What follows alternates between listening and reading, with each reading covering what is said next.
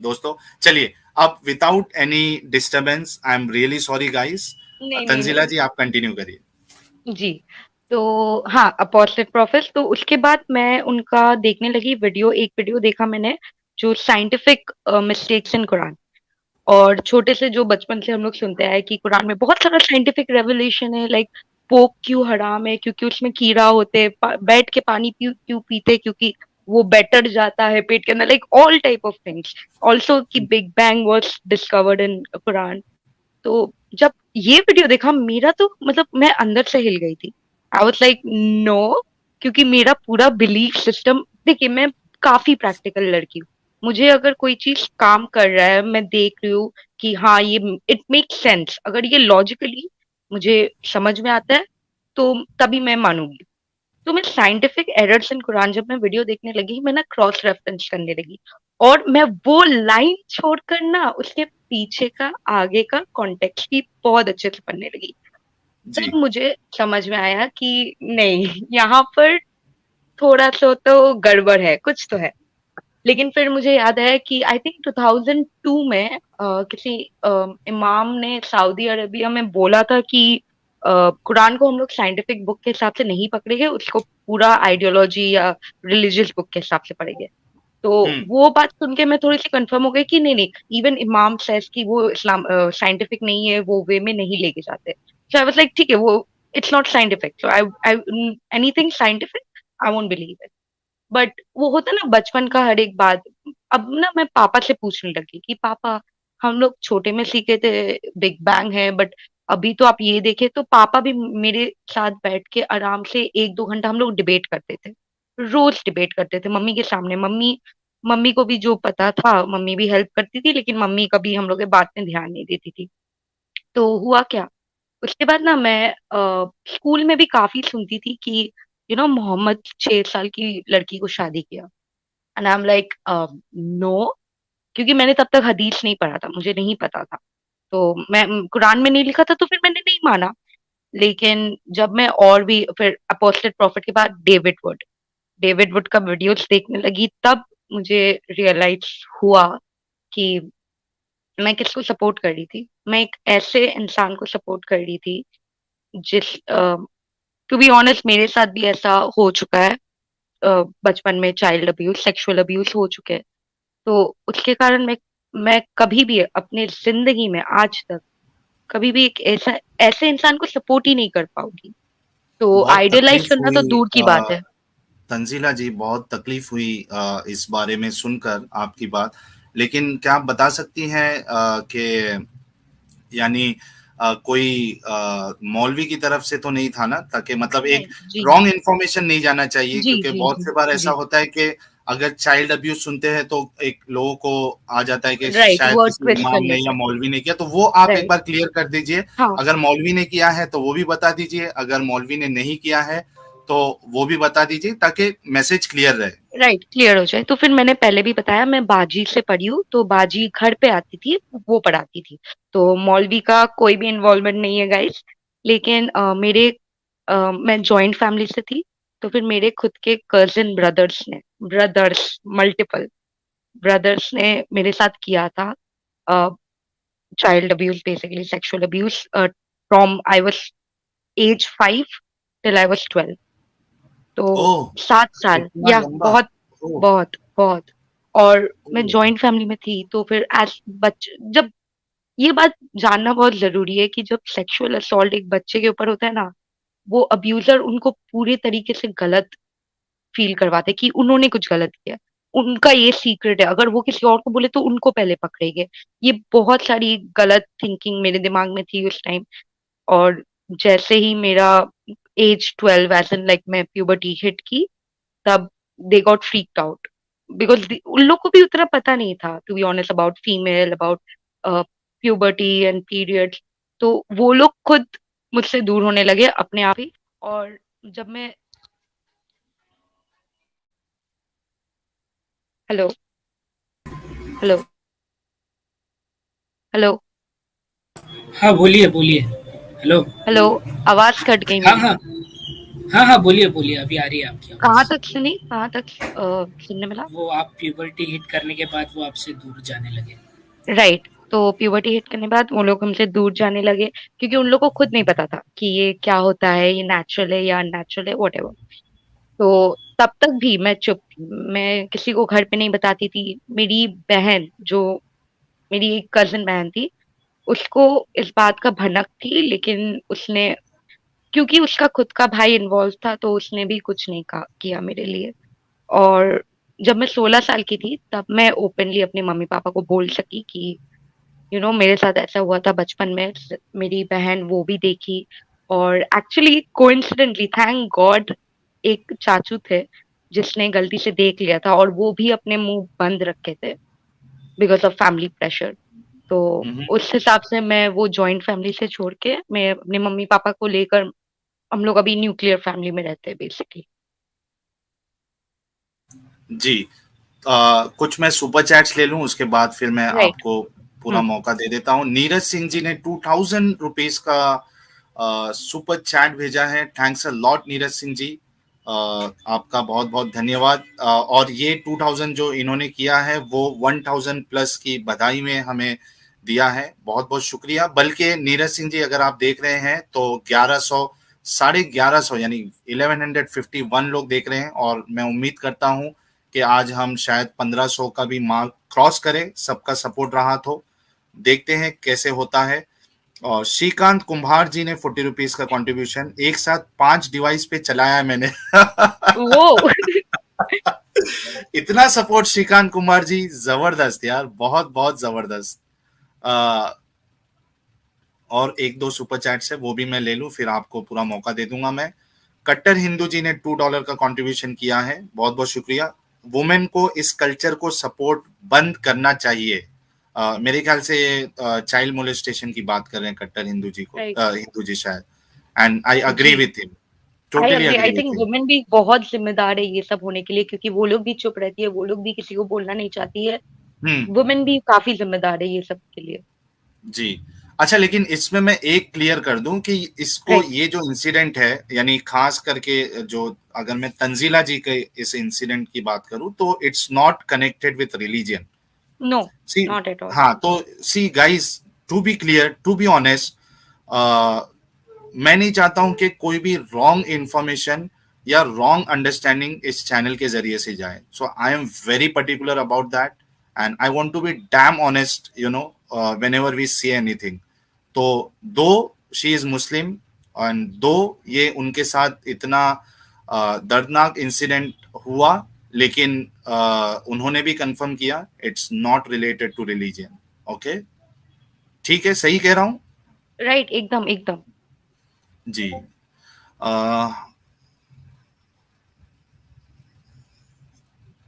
और एक एक सुपर चैट आया था, वो मुझे दिख नहीं ये रहा है। वाला पढ़ दो, ये वाला सुपर चैट पढ़ो इंडियन एग्नोस्टिक का। हाँ, इंडियन एग्नोस्टिक जी ने भी एक सुपर चैट 1000 रुपीज का भेजा था, और मसूद ने हाईलाइट किया था, लेकिन मैंने रीड नहीं किया उसको। First ex Muslim channel from entire Indian subcontinent to cross 1000 live viewers. Congrats to वो entire team. Yeah, we are the first Indian ex-Muslim channel to cross 1000 viewers, live viewers, concurrent viewers. So congrats to entire team and proud to be a moderator of this channel. Neeraj Singh ji ने, अच्छा, 1000 का उन्होंने और किया है। ये तो हमने ले लिया था, ये पहले का है। मसूद, ये हमने ले लिया था। मनोहर बैट जी चैनल के मेंबर बने हैं, बहुत बहुत शुक्रिया आपका मनोहर जी। दुर्लभ त्रिवेदी जी $4.99 का इन्होंने कंट्रीब्यूशन किया है चैनल को। और बिना मिस किए, मैं एक्स फेबियन सोशलिस्ट जी ने भी फिर से 449 का सुपर स्टिकर भेजा है, बहुत बहुत शुक्रिया। और मैं वाइल्ड फायर जी को भी मिस नहीं करना चाहूंगा, उन्होंने भी कांग्रेट्स भेजा है। बहुत बड़े हमारे प्रशंसक है ये, अगर मैं गलत नहीं कह रहा हूं, और हमेशा इनका सपोर्ट आते रहता है। तो congrats Sahil and Masood, thanks a lot wild fire ji. और मैं कह दूं कि सिर्फ साहिल और मसूद नहीं है इस चैनल में, बल्कि गालिब भाई भी है। और मैं समझता हूं कि गालिब भाई भी एक बहुत बड़ी वजह है जिसकी वजह से हम आज चैनल का जो ग्रोथ हो रहा है, उनकी जो लॉजिकल डिस्कशन होता है मोमिनों के साथ, मैं समझता हूँ वो भी बहुत बड़ी वजह है। और उसके बाद जो एडम हमारे साथ जुड़ते हैं ओपन लाइव स्ट्रीम में, मैं समझता हूं कि वो भी एक बहुत बड़ी वजह है कि आज हम इतने सारे रिकॉर्ड्स हम पहुंच रहे हैं। तो मैं सभी से कहना चाहूंगा, चुलबुल जी है जो कि अभी कुछ पर्सनल काम की वजह से वो स्ट्रीम में नहीं है शायद, तो वो भी है, इंडियन एग्नोस्टिक है। और उसके बाद काफिर बनो जो आपको इसमें दिख जाएंगे चैट में, वो भी हमारे जो कोर टीम मेंबर में से आते हैं। इवॉल्विंग अब्दुल्ला जी है और शहनशाह खान को मत AEV भूलना। है। एंड AEV जी है। डेफिनेटली शहनशाह खान ने आज पहले ही प्रिडिक्ट कर दिया था, और शहनशाह खान ने मुझे मैसेज भेजा था थंबनेल बनाने के बाद कि आज हम 1K क्रॉस करने वाले हैं, और शहनशाह खान जी का जो प्रिडिक्शन था वो बिल्कुल सही था। तो ये सब लोग इन्वॉल्व है इस चैनल को जो हम आगे बढ़ा रहे हैं, इसमें सब इन्वॉल्व है। सिर्फ साहिल या मसूद की मेहनत नहीं है, सभी लोगों की मेहनत है।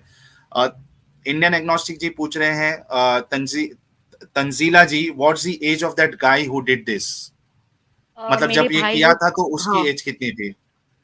मेरे भाई लोग मुझसे 6-7 साल बड़े थे, तो वो लोग 11 to 12 एज थे जब स्टार्ट हुआ, और तब मैं 5 साल की थी, और जब मैं 12 साल की हुई तो आप कैलकुलेट कर ही सकते हैं।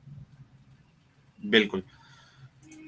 रोशन लाल जी ने 40 रुपीज का कंट्रीब्यूशन किया है। अल्लाह निराकार है तो उन्होंने दुनिया कैसे बनाई? अब ये इसमें रोशन लाल जी एक्चुअली इस्लाम की जो अच्छा, वाइल्ड फायर जी ने 179 रुपीज का कंट्रीब्यूशन किया है। Thanks a lot wild fire ji, and he saying congrats Sahil and Masood, keep up the good work. अच्छा, इनका जो सवाल था पहले वाला, सिंघी राइट। काया जी ने 500 रुपीज का कंट्रीब्यूशन किया है, thanks a lot. Chandrakant Yadav ji ने 101 रुपए का कंट्रीब्यूशन किया है, बहुत बहुत शुक्रिया चंद्रकांत यादव जी। मैं ये कह रहा था कि इसमें जो निरंकार वाली जो बात है, तो इसमें डिफरेंस ऑफ बिलीफ है मुसलमानों के अलग अलग फिरकों में। कोई कहता है कि अल्लाह का कोई शेप नहीं है, यानी अल्लाह का कोई आकार नहीं है। और कुछ कुछ जो फिरके हैं उनका ऐसा मानना है कि अल्लाह के हाथ भी है, अल्लाह का चेहरा भी है। पर उनका मानना ऐसा है कि हमें नहीं पता कैसा है, लेकिन है, और अल्लाह ने अगर बताया है तो हमें वो मानना ही पड़ेगा। We can not ignore that. अच्छा, साइबर सिपाही भी देख रहे हैं शायद हमारे इस वीडियो को। मसूद, आई होप कोई सुपर चैट हमने मिस नहीं किया है, सुपर चैट या सुपर स्टिकर, तो मैं आगे फिर बात बढ़ाऊं। Hope so. हाँ हाँ, आप बढ़ते रहिए। अगर मिस हो गया रहेगा तो हम नेक्स्ट स्ट्रीम में ले लेंगे। हाँ, लास्ट में हम एक बार चेक कर लेते हैं ना, बाद में मैं चेक कर हाँ हाँ, लूंगा। ठीक है। ठीक है, चलिए। तंजीला जी आप कंटिन्यू करिए। आई एम सॉरी कि मैं जी। आपको बीच में बहुत इंटरप्ट कर रहा हूँ। नहीं नहीं नहीं, इट्स ऑल राइट। तो हाँ, मैं डेविड वुड की वीडियोस देखने लग गई, तो उसमें से मैं पूरी तरीके से कन्विंस्ड हो गई थी that there is no way Muslims can get away with this, कि आयशा की एज 6 थी और वो 9 इयर्स की थी जब उनके साथ अ, हिंदी में क्या बोलते हैं, हम बिस्तरी की थी, राइट? जी जी, तो बिल्कुल सही फरमाया आपने। हम लर्निंग। तो हाँ, तो फिर वही तो मैं खुद से बात करने लगी कि मैं भी आयशा के पोजीशन में थी एक टाइम में, का उतनी दर्दनाक नहीं, उतना घिनौना नहीं, बट मैं थी। और मुझे पता था कि मतलब एक कैसा लगता है एक 9 साल की बच्ची को जब उसके साथ ऐसा होता है। उसको कुछ पता नहीं रहता है, पहली बात। उसको नहीं पता ये क्या होता है, उसको नहीं पता क्या करना पड़ता है, क्या है ये, इसका अहमियत क्या है। और उसके वो जानने के बाद मैं पूरी अपने दिल में कंफर्म थी कि Islam is not the religion for me. और ना ही सिर्फ वो टॉपिक में, मैं फिर क्रिश्चियन प्रिंस को देखने लग गई। क्रिश्चियन प्रिंस के मैं एक्चुअली क्रिश्चियन प्रिंस की बहुत बड़ी फैन हूँ। मैंने उनका हर एक वीडियो देखा, मैं उनका वीडियो लेके जाकर अपने मॉम डैड को दिखाती हूँ कि आप लोग भी देखिए, आप लोग भी समझे what he is trying to say. And वो लोग कभी अग्री करते थे, कभी डिसअग्री करते थे, लेकिन फॉर श्योर मैं 1 साल हो गया, मैं अभी 21 साल की हूँ, 1 साल हो गया जो मैंने छोड़ दिया। साहिल जी। जी जी जी, मैं जी। सुन रहा हूँ आपको। ठीक है। जी। तो मैं आपसे ये पूछना चाहूंगा कि यानी एक ये वजह बनी आपकी कि आपने इस्लाम क्यों छोड़ा, और उसमें आपने आयशा की जो एज थी निकाह की या शादी की, या शादी और उसके बाद जो रुखसती होती है, वो एक राइट। बहुत बड़ी वजह बनी जिससे आपके जहन में एक डाउट आया। ठीक है, उसके बाद आपने क्या किया? यानी तो आपने तहकीक कैसे की, वो कंफर्म कैसे किया कि वाकई में क्योंकि देखिए कहा यह जाता है कि इस्लाम के जो दुश्मन है वो गलत गलत बातें लोगों में फैलाते हैं। तो राइट। आपने इसको वेरीफाई, क्रॉस वेरीफाई कैसे किया? क्या आपने कोई स्कॉलर से राब्ता किया, या उसके बाद फिर और कौन कौन से बड़े बड़े जो डाउट्स थे जिनकी बुनियाद पे आपने ये कंफर्म कर दिया कि ठीक है, अब बस अब मैं नहीं इसको फॉलो कर सकती, ये सही नहीं है? तो जैसे कि मैंने बोला, सीपी सबसे बड़ा मीडियम था मेरा लर्निंग का। The wrong things of Islam, obviously Islam के बारे में जो अच्छी अच्छी बातें थी वो मैं बचपन से सुनती आई थी, लेकिन जो सब क्रिटिक था वो इंटरनेट के आने की वजह से बहुत बढ़ गया, बहुत फैल गया, और यही Christian Prince is a life example for that. तो हम लोग देख सकते हैं कुरान 4:11 में, जहां पर हम लोग आराम से समझ सकते हैं, जो वेरीफाई कर सकते हैं अभी भी, अनइवन डिस्ट्रीब्यूशन फॉर इनहेरिटेंस। हम्म। औरत की प्रॉपर्टी में कितनी हक है, कितना हक मिलना चाहिए, और वो अनइवन है। तो मुझे लोग बोलते हैं कि कि लड़की का हक वो उसका अपना होता है, उसको पति को देना नहीं पड़ता एंड ऑल दैट, ये सब। तो मैं सोचती हूँ, तो खदीजा कैसे अमीर हुई बिफोर इस्लाम? अगर ये सब नहीं था तो Khadija, how was she so rich? उसको तो काफी पैसा मिला था। तो ये नहीं है कि इस्लाम के आने के बाद ही लड़की लोग को प्रॉपर्टीज में राइट्स मिलने लगे। और अगर इस्लाम को भी डेट कर सकते हैं हम लोग, उससे भी पहले अगर हम लोग देखते हैं Egyptian civilisation, women were at top most, like बहुत सारे राइट्स थे वुमेन को। वुमेन को प्रॉपर्टी राइट थे, वुमेन को डिवोर्स राइट थे। तो जो वो क्लेम है कि Islam is the first religion to bring up women's right, is not true. जो भी इतना अच्छा, बड़ा क्लेम करते हैं तंजीला जी। जी, आई एम सॉरी आपको इंटरप्ट कर रहा हूँ। ये समवन जी कह रही है 54 years was a young age during that time. यार ये समवन जरूर। जी आपका लॉजिक, आप सोचिए, 6 साल की बच्ची को आप बोल रही है कि ये बड़ी उम्र है, यानी और लड़कियां फिफ्टी जल्दी फोर जवान हो यंग। जाती थी। और अब 54 इयर्स में तो अगर जल्दी अगर आदमी जवान हो रहा है तो जल्दी बूढ़ा भी हो जाएगा। यार समवन जी, कितना कितना कोशिश करोगे इस गलत चीज को आप डिफेंड करने का? एक तरफ तो आप बोलते हो कि 6 साल में लड़कियां जो है वो बड़ी हो जाती थी, और इसी तरीके से वो फिजिकली भी फिट हो जाती थी। तो अगर जल्दी कोई बड़ा हो रहा है तो फिर बुढ़ापा भी जल्दी आ जाना चाहिए। तो आप सेकंड साइड जो उसका उल्टा है उसको भी आप कह रही कि यंग एज था। और ये काफी गलत सोच है कि 9 साल में या 12 साल में भी एक लड़की पूरी तरीके से मच्योर हो जाती है। वो फिजिकली मच्योर होती है आपके डेफिनेशन से। अगर प्यूबर्टी फिजिकल मच्योरिटी है देन यस, वो फिजिकली मच्योर होती है, लेकिन वो मेंटली नहीं मच्योर होती है। उसको नहीं पता है कि शादी क्या होता है, उसको नहीं पता है कि सेक्स क्या होता है, उनको नहीं पता कि जिम्मेदारी क्या होता है। वो अभी भी मानसिक वे से अभी भी वो एक बच्ची ही है। तो आप 9 बोलो या 12 भी बोल लो, लेकिन वो राइट नहीं है। और अगर कोई इंसान who is suppose to be the best example for mankind forever, like eternity के लिए, उनको ऐसा काम नहीं करना चाहिए था। और ये सिर्फ एग्जाम्पल नहीं है साहिल जी, आपको भी बहुत अच्छी तरीके से पता है कि मोहम्मद की कितने बीवी थे, कितने सेक्स स्लेव जी। थे, उन्होंने क्या क्या किया।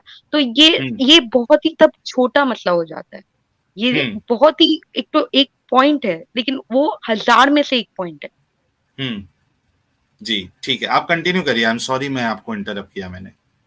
हाँ। तो हम लोग 4:11 में कुरान में देख सकते हैं कि वुमेन की इनहेरिटेंस कितनी कम हो गई थी। उसके बाद हम लोग कुरान में अगर 2:2-2:3 में जाते हैं, चैप्टर नंबर 2 वर्स नंबर 223, उसमें भी हम लोग देख सकते हैं कि कितनी गंदी तरीके से एक वुमेन को ऑब्जेक्टिफाई किया गया है। कितनी गंदी तरीके से कि your wives are a place of sowing of seed for you, so you come to your place of cultivation however you wish। मतलब ये सब सुन के कोई भी लड़की का दिमाग खोलेगा साहिल जी। अगर आप ये वाले पैराग्राफ से ना, अगर आप कुरान इक्वेशन हटा दे कुरान में लिखा हुआ है या मोहम्मद ने लिखा हुआ है, तो आज की कोई भी फीमेल ये एक्सेप्ट करेगी? बिल्कुल, आई बिल्कुल। होप ये तो ना अब करे। ये तो आप उन जो मुस्लिम महिलाएं हैं, आप उनसे सवाल करिए ये। राइट। उनको ये सब चीज सोचना पड़ेगा कि क्या क्या कहा है हमारे बारे में। उनका राइट। जहन और कैसे फिर हम लोग, खुलेगा, तंजीला जी? जी ये तो अब टू बी ऑनेस्ट दिमाग की बात है, अल्लाह ने मुझे आधा दिमाग दिया है, मैं उसमें से इतनी बढ़ गई हूँ, तो आगे आप ही देख लीजिए क्या क्या कर सकती हूँ। तो और भी कुरान में वर्सेस मिलते हैं, like Quran chapter number 65 verse number 1 to 4, वहां पर हम लोग को मिलता है कि जो पीरियड का बात होता है डिवोर्स का, कब किसके लिए कितना महीने का डिवोर्स का पीरियड है, तो उसमें बहुत अच्छी तरीके से लिखा हुआ है, दोज हु हैव नॉट मेंस्ट्रुएटेड। तो अब इसको कैसे ट्विस्ट करते हैं मुस्लिम लोग? इसको बोलते हैं कि हम्म, अरे जिन लोगों को कभी हुआ ही नहीं है, जिन लोगों हम्म, को कभी नहीं हुआ, ये नहीं हुआ, तो हम लोग सोचते हैं कि अच्छा तो तफसीर में क्या कहते हैं? तफसीर में ये क्लियरली लिखा हुआ है, क्लियरली लिखा हुआ है for marrying one young child. और इसका एग्जाम्पल, सबसे बड़ा एग्जाम्पल हम लोग इसमें भी देख सकते हैं कि मोहम्मद ने खुद यंग ब्राइड को मैरी किया था, तो उसको भी पता था कि एक rule for the girls who have not reach the age of puberty उसको भी लागू करना होगा, तो इसीलिए उन्होंने किया, एज सिंपल एज दैट। इसमें कोई इफ बट एक्सेप्शन नहीं है। अगर एक्सेप्शन होता तो काफी क्लियरली समझ में आता, लेकिन हम लोग तफसीर जलालीन से भी समझ सकते हैं कि वो एक्सेप्शन नहीं था और वो बच्चे लोग की बात कर रहे थे। फिर हम लोग बीटिंग, वुमेन का वाइफ बीटिंग काफी मशहूर है, काफी मशहूर है इस्लाम में, कोई डिनाई नहीं कर सकता है ये। अरबिक में कहीं भी लाइटली टैप नहीं है, अरबिक में कहीं भी टूथब्रश जो मसवाक कहते हैं उसमें से टैप करना नहीं लिखा हुआ है, अरबिक में काफी क्लियरली लिखा हुआ है स्ट्राइक देम, स्कॉर्च मतलब बीट देम। और यही ट्रांसलेशन जो अभी हम लोग पढ़ते हैं उसमें कितना शुगर कोटिंग किया हुआ है, कितना गलत चीज लगा हुआ है। अब आप पूछते, अगर मैं, मुझे कोई पूछ सकता है कि आपको अरबिक तो नहीं पता, आप कैसे कंफर्म करते हैं, तो हम्म। बहुत सारे सोर्सेस है, और एक्चुअली खुद मुस्लिम स्कॉलर्स भी ये आपको कंफर्म करेंगे कि अरबिक में यही बोलते हैं। और एक्चुअली कोइंसिडेंटली मेरी खुद की एक अरबिक फ्रेंड है जो दुबई में रही थी बचपन से, और उसने काफी अरबिक सीखा था, वो एक्चुअली काफी फ्लुएंट है अरबिक में। उसने तक मुझे कंफर्म किया है कि ये बीट देम है, स्ट्राइक देम है, इट डजंट मीन लाइटली। और सब बोलते हैं कि वहां पर स्टेप्स है, स्टेप्स है कि पहले बिस्तर से अलग करो, पहले इससे अलग करो। कोई भी स्टेप डज नॉट जस्टिफाई एक वुमेन को बीट करना अगर वो आपकी बात नहीं सुन रही है। आपकी बात अगर नहीं सुन रही है तो आप बात कीजिए, आराम से बात कीजिए, समझिए डिफरेंसेस आते हैं, वो नहीं कह रही हूं मैं, लेकिन मानना वो जायज नहीं है मेरे लिए, और ना ही किसी अच्छे पढ़े लिखे इंसान के लिए नहीं होना चाहिए। और बिल्कुल, उसके बाद बिल्कुल। हम लोग बहुत बहुत सारे ऐसे हदीस देख सकते हैं जिसमें मोहम्मद का कैरेक्टर काफी काफी गंदे तरीके से पोर्ट्रेट किया हुआ है, और जब मुस्लिम लोग को ये पूछते हैं तो दाइफ है, दिस इज दाइफ, इट्स फेक।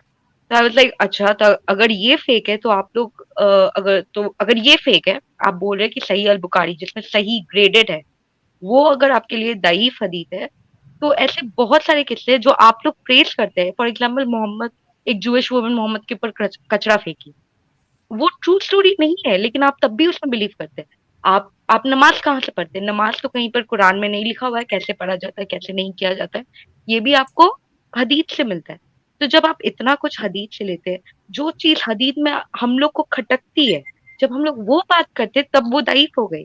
और अगर आपको नहीं पता, सही बुखारी, मुस्लिम, जो भी हदीस है, वो सब एक देयर इज अ बुक और डॉक्यूमेंट्री साइंस बिहाइंड द हदीस, जहां पर हदीस के टेस्टिमनी लिए जाते थे। हदीस के लिए, एक हदीस को कंफर्म सही होने के लिए 4 आदमी का जरूरत पड़ता है, फिर दईफ होने के लिए 2 या 1, ऐसे करके एक साइंस है।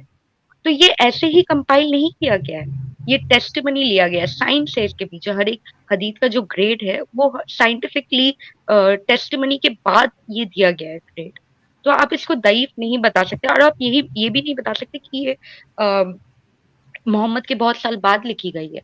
मोहम्मद के बहुत साल बाद भी लिख, मतलब 100 साल या 80 साल कोई बोलता है, कोई 200 साल बोलता है, बट जो भी जितने भी साल बाद लिखी क्यों ना जाए, कोई अगर सच्ची में एक नेक इंसान है, उसके बारे में इतना बुरा बात नहीं कोई बोल सकता है, कोई एक आदमी नहीं बना सकता है।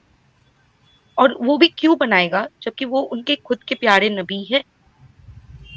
आप खुद अपने एक नबी को जो आपको राइट लगता है, आप उसके बारे में कभी भी कोई गलत बात नहीं बोलेंगे। तो ये लॉजिकली मुझे तो नहीं समझ में आता है कोई क्यों गलत बात बोलेगा, क्योंकि अभी तक क्रिश्चियन ने कभी भी, फॉर एग्जाम्पल मैं दे रही हूँ, क्रिश्चियनिटी में जीसस क्राइस्ट के लिए कुछ गलत बात नहीं लिखा हुआ है। कभी भी क्रिश्चियन बुक्स में आपको कोई भी सोर्स है जो जीसस क्राइस्ट के लिए है या उनके टीचिंग के लिए है, ये कभी भी कहीं से आपको गलत नहीं लगेंगे, क्योंकि ये उनके खुद के फॉलोवर्स ने लिखा है। खुद के फॉलोवर्स अपने खुद के प्रॉफिट को गलत नहीं करेंगे, सेम खत्म बात। तो आप कैसे बिलीव करते हैं कि ये गलत है? मुझे तो वो समझ में नहीं आता है।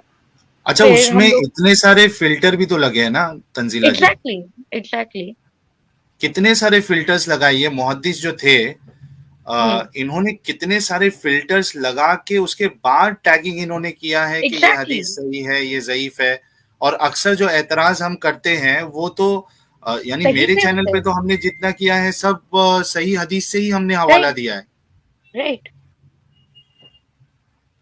तो जी, कंटिन्यू करिए आगे आप। बढ़ती हूँ। हाँ, तो फिर और भी बहुत सारे हैं वुमेन के लिए। अगर आप वुमेन का पोजीशन देखना चाहते हैं तो इस्लाम में इसमें बहुत सारे एग्जाम्पल दिए हुए हैं, like Quran chapter 2 verse number 228, जहाँ पर एक लड़की का गवाही मतलब दो लड़की का गवाही is equal to one man.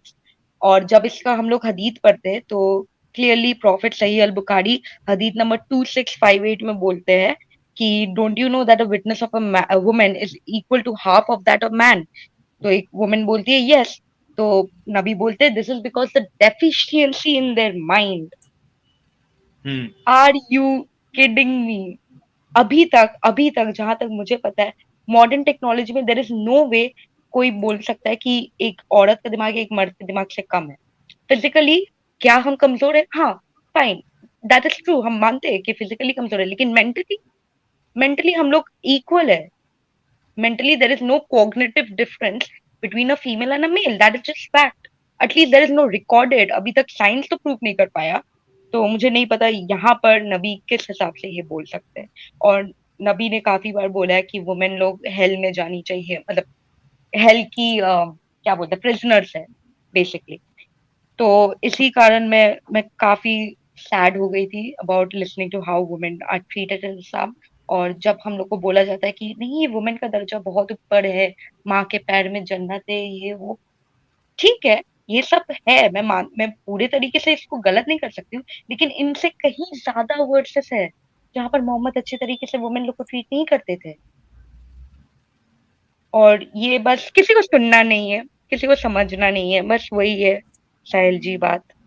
जी, बिल्कुल, बिल्कुल आपकी बात दुरुस्त है। और मोस्टली जो आपने पॉइंट्स रेज़ किए हैं, वो फीमेल पर्सपेक्टिव वाले जितने पॉइंट्स थे, मुझे लगता है कि आपने सारे पॉइंट्स कवर कर लिए। राइट।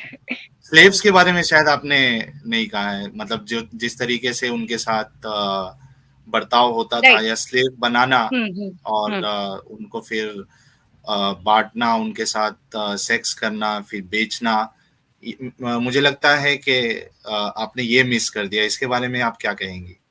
जी, हम लोग ने पहले भी स्ट्रीम में ये डिस्कस किया था वो मोमीन भाई हुँ, के साथ। और हुँ, वहीं से हम लोग को काफी, आपके स्ट्रीम से काफी हदीस हम लोग वहां से भी देख सकते हैं कि कितना slavery was prevailed in Islamic stores. जब हुँ, बोलते हैं कि मोहम्मद स्लेव्स को फ्री करते थे, बिलाल फ्री नहीं हुआ था। Bilal was not free even after Mohammed died. That is not true, hmm, Bilal was not free. और ऐसे ही काफी सारे एग्जाम्पल देख सकते हैं, जैसे हम लोग सही बुखारी 873 182 और सही अल बुखारी 6161 में देख सकते हैं मोहम्मद कैसे ब्लैक स्लेव कैमल राइडर थे।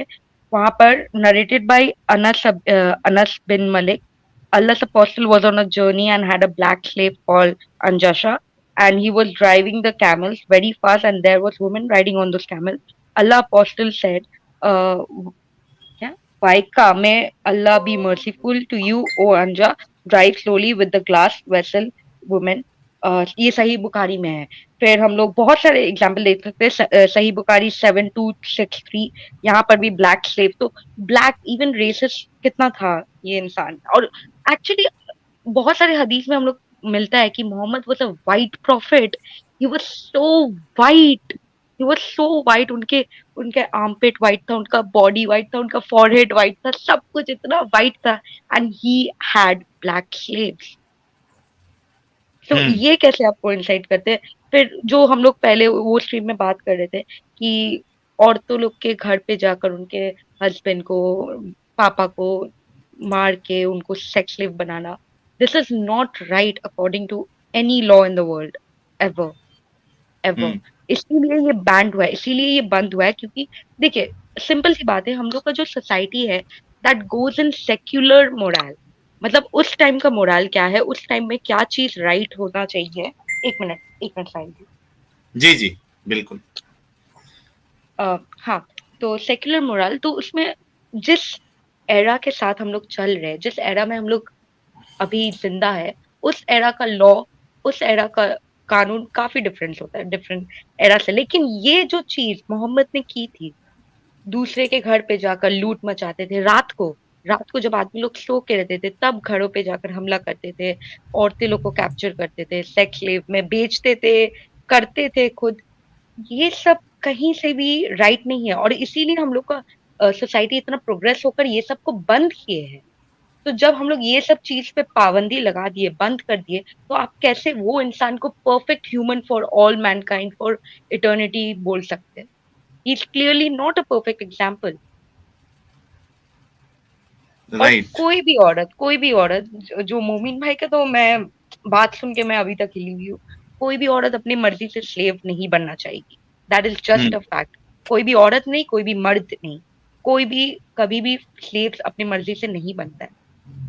अच्छा बिलाल भी तंजीला अपनी जी, मर्जी से, जी उस जी दिन असल में हमने एक पॉइंट रखना मैं भी भूल गया, और एडम को भी शायद याद नहीं आया कि मोमिन ने कहा था कि वो औरतें जो थी, वो महिला जो थी, वो जंग लड़ने के लिए आती थी, तो राइट इसकी बुनियाद पे उनको तो सजा इस तरीके की मिलनी चाहिए थी, वो जस्टिफाई इस तरीके से कर रहे थे। तो हम ये उनसे पूछना भूल गए, और अगर वो सुन रहे हैं तो जरूर इस चीज का जवाब देना कि आयशा जो है वो भी अली के साथ जंग करने के लिए गई थी, दोनों में राइट जंग हुई थी जिसको राइट। जंगे जमल कहते हैं, और आयशा हार गई थी। तो हम्म। फिर इस हिसाब से, बल्कि वो तो सरदार थी उसकी जंग की, तो हाँ, वो शी इस लेड द वॉर, एग्जैक्टली। हाँ, तो इस हिसाब से आयशा को भी फिर बेचना चाहिए था इनको, यानी पहले तो बांटना चाहिए था, फिर सेक्स अलाउड होना चाहिए था आयशा के साथ,